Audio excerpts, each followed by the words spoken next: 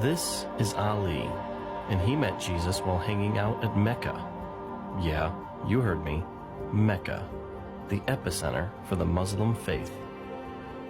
When he was younger, Ali was a raging alcoholic, and his drinking got so bad that he moved away from his wife and children in Turkey to Saudi Arabia, simply to protect them from himself.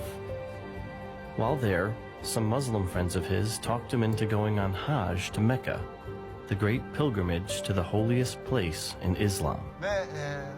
So I decided to go, and when I went there, everybody needs to sleep together.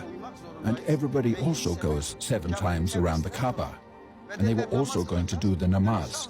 And there I said, well, maybe something good will come of it. And I did the namaz, the ritual prayers also. But I was very ashamed, because I didn't believe in it, and yet I was still doing it. So everybody that night sleeps around the Kaaba. So I slept there. And then, in the night, I had this dream, and in the dream, Jesus came. First, he touched my forehead with his hand, and he said, "You have been saved. You have been saved." Then he opened his hand and placed it on my chest, and he said, "You belong to me." One of them, he said, "You are saved," and then, "You belong to me." And he was smiling. And this is what I wanted to say. This is what he looked like. From his waist up, he was naked and shining pure white. He had a beard, like in the pictures, but a little bit longer. His hair and his beard, it was as if every hair was electrified light, shining from every hair. That's how handsome he was. And when he smiled, his teeth were shining white. And I was amazed at the way he stood there. And the lower part of him was like a cloud of melted iron. And in that cloud, he was taken up. And then a voice from here started to talk. And it was really moving around, in the same way that your mouth moves around when you talk. This voice started from right here. That's how it felt to me. So I woke up my friend, and I said to my friend, "Hey, look, do you hear that voice?" He said, "No." I said, "But I've had this dream. I saw Jesus." He said, "You ate too much food last night. You've gotten sick. Go back to sleep. What business does Jesus have in Muhammad's capital?"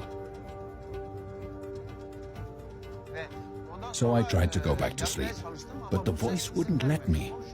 It kept talking to me, just like I'm talking to you. And when it was morning time, the friends came over to me, and they said, "Let's continue on the pilgrimage." And the voice was saying, "No, you're not going to go." It wouldn't let me.